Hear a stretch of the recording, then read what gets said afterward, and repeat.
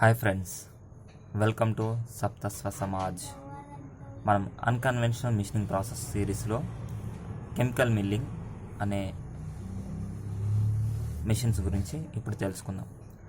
So chemical milling తెలుసుకోవడానికి ముందు మనం ఒక టర్మినాలజీ నేర్చుకోవాలి. First thing etchants. ఎచెంట్ అంటే లైక్ యాసిడ్స్. సో ఈ యాసిడ్స్ ఏం చేస్తాయంటే మెటల్ని మొత్తం కరిగిస్తాయి, మెటల్ని రిమూవ్ చేస్తాయి. So etchants. Okay, next maskants. Maskant ఏంటి? ఇట్ ఈజ్ ఏ ఇన్సులేటర్ లాగా పనిచేసి మనకు మెషిన్ కాకుండా చేస్తుంది, మెషినింగ్ ప్రాసెస్ని తగ్గిస్తుంది. ఇప్పుడు ఏదైతే ఒక మెటీరియల్ ఉందో దాన్ని మొత్తం ఎచెంట్స్లో డిప్ చేసామనుకోండి, ఇది మొత్తం మెషిన్ అయిపోతుంది. అదే మనం ఇక్కడ మాస్కెంట్ అప్లై చేస్తే ఇక్కడ మనకు మెషిన్ అనేది జరగదు.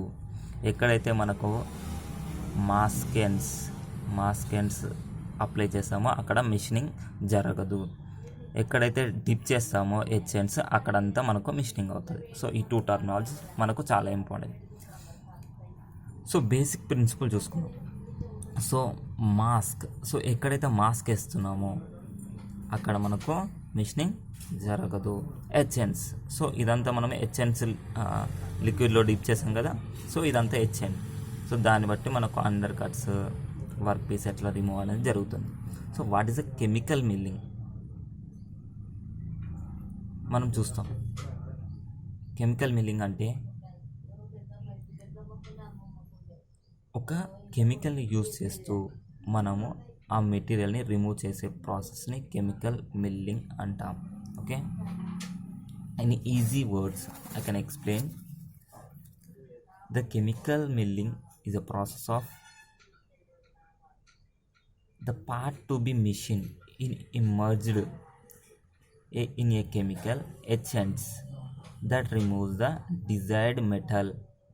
The area not subject to machine are protected by the materials like a resistance to reactive solution. So మనకి ఏదైతే మిషనింగ్ కావాలో దాన్ని ఎచెంట్లో ముంచేసి మనకి ఏదైతే మిషనింగ్ కాకూడదో దాన్ని మొత్తం మాస్కెంట్తో కవర్ చేయాలి. So this is the basic principle of milling. So ఎలాంటి మనం ఎచెంట్స్ వాడతాం అండ్ ఎలాంటి మాస్కెంట్స్ వాడతాం అంటే మనము మెయిన్గా ఆల్కైన్స్ అండ్ యాసిడ్స్ ఏమో ఎచెంట్స్గా వాడతాం. So acids and alkynes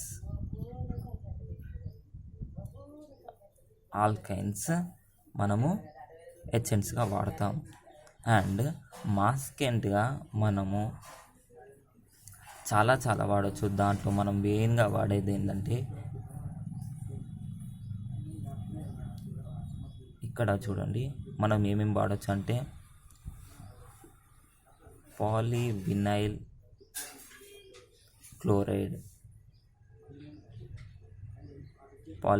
chloride, polymers,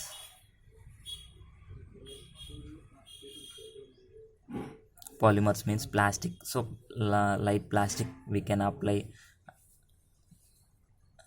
neoprene. These are the basic metals we are maskents we are using to cover our machining object. So ఇది మన బేసిక్ మిషనింగ్ ప్రాసెస్. సో ఇది ఏంటంటే ఒక container ఉంటుంది. So this is called tank. So tank is totally filled with the ఎచెంట్స్తో మనం fill చేస్తాం. And మనకి ఎన్ని నెంబర్ ఆఫ్ వర్క్ పీస్ కావాలంటే అందులో మనము డిప్ చేయొచ్చు. డిప్ చేసిన తర్వాత మనకు మిషనింగ్ అనేది స్టార్ట్ అవుతూ ఉంటుంది.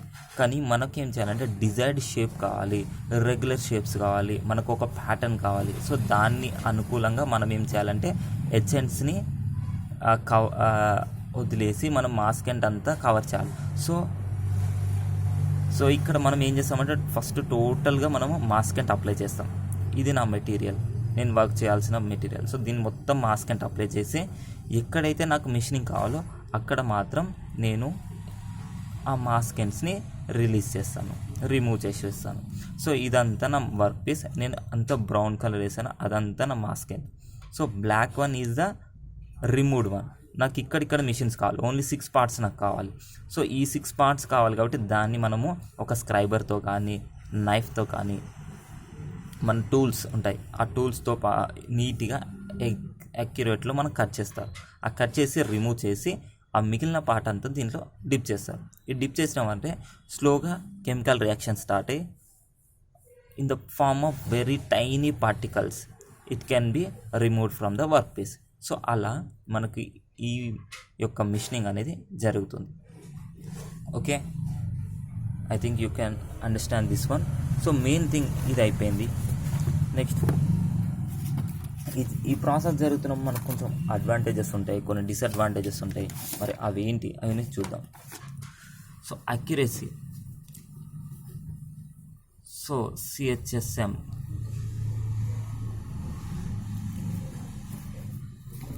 chemical milling is capable to producing the tolerance within the plus or minus 0.01 mm, and it can be produce the surface finish of the order of 5 microns. మనం 5 microns వరకు ఇస్తాయి. And aluminium Alai shows the better surface finish. So అన్నిటికంటే మనకు aluminium అనేది better surface ఉంటుంది. So మనం ఇక్కడిక్కడ వాడతాం అసలు ఇది applications. PCB boards, printed circuit బోర్డ్స్లో మనం వాడతాం. అండ్ ఎంగ్రేవింగ్స్ అంటే మనము ఎలివేట్ చేస్తాం, మెటీరియల్ యొక్క నేమ్స్ రాస్తాం, బేస్ యొక్క నేమ్స్ రాయడం. కానీ ఇది ఒక మెటీరియల్ అనుకో, దీనికి ఇక్కడ మనకు నేమ్స్ కావాలి, ఆ వర్క్ మెటీరియల్ ఏంటి, లేకపోతే ఆ ఇండస్ట్రీ వర్క్ ఏంటి అని ఎంగ్రేవింగ్స్ చేస్తాం.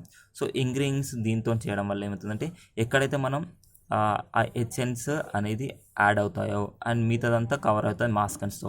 సో ఆ లెటర్స్ రాస్తే మనకు అక్యురేట్గా అవి కనబడుతుంది. దాని యొక్క సీరియల్ నెంబర్స్, దానికి బ్యాచ్ నెంబర్స్ అవన్నీ కూడా మనము ఈ కెమికల్ మిల్లింగ్లో చేస్తారు. And machining of aircraft parts. So aircraft పార్ట్స్లో మెయిన్గా ఇది యూజ్ చేస్తారు.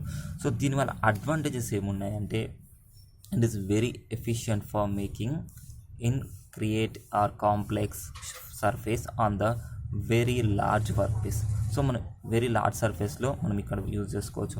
Number of parts can be machine at a time. ఎందుకంటే ఇక్కడ చూసుకోవచ్చు మనము ఒకేసారి టాపర్డ్ వర్క్ పీస్ పెట్టాను అండ్ ఇక్కడ పెట్టాను. సో టాపర్డ్ వర్క్ పీస్ ఎందుకు ఇంత హైలో పెట్టారు అంటే ఇదన్నీ hooks. So it is a work holders. So work holders ఏంటంటే మనకి ఏ రేంజ్లో కావాలి అంత రేంజ్లో డిప్ చేస్తారు. నాకు ఈ టాపర్ వర్క్ పీస్ ఇక్కడ వరకు నాకు మిషన్ కావాలి, సో అందుకని నేను ఇక్కడ వరకు డిప్ చేశాను. సో నాకు ఇక్కడ వరకు కావాలంటే అక్కడ వరకు డిప్ చేయాలి, ఎక్కడ వరకు డిప్ చేయాలో మనకు అక్కడ చేసుకోవచ్చు. ఒకవేళ మొత్తం వర్క్ పీస్ మనము ఈ వర్క్ పీస్ చూడండి, మనం ఇది డిప్ చేయాలి, టోటల్ డిప్ చేసినప్పుడు మాత్రమే మనకు ఈ ప్లేసెస్ మనకు మిషనింగ్ అవుతుంది. అందుకని నేను టోటల్ని మాస్కెన్ చేసేసి మనకి ఎక్కడెక్కడ కావాలో అక్కడ మనకు ఆ మాస్కెన్ని రిమూవ్ చేసేసాను. సో దానివల్ల నాకు ఇక్కడిక్కడ మిషన్స్ అవుతాయి. కానీ ఇక్కడ నాకు మాస్కెన్స్ అప్లై చేయడానికి అవసరం లేదు, నాకు డైరెక్ట్ ఇక్కడ వరకు మిషనింగ్ అయితే సరిపోతుంది. అందుకని నేను ఇది చేస్తాను.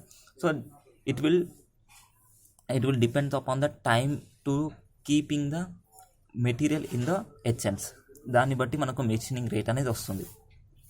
Next, delicate parts may be machined without distortion, no cutting force involved.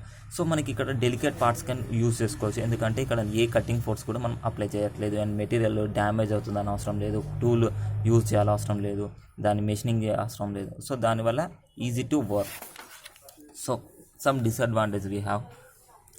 Safety in handling and storage of chemical essential, because ఇది చాలా ఎక్కువ పవర్ ఉన్న యాసిడ్స్ మనం వాడుతుంటాం కాబట్టి దాంట్లో ఉన్న అవి హ్యాండిల్ చేయడం కానీ దాన్ని స్టోర్ చేయడం కానీ చాలా ముఖ్యం. ఎందుకంటే అవి ఈజీగా ఫైర్ అవుతాయి. సో మరి స్కిన్ మీద మనకు వాడినా కూడా అవి చాలా ఇబ్బంది పడతాయి.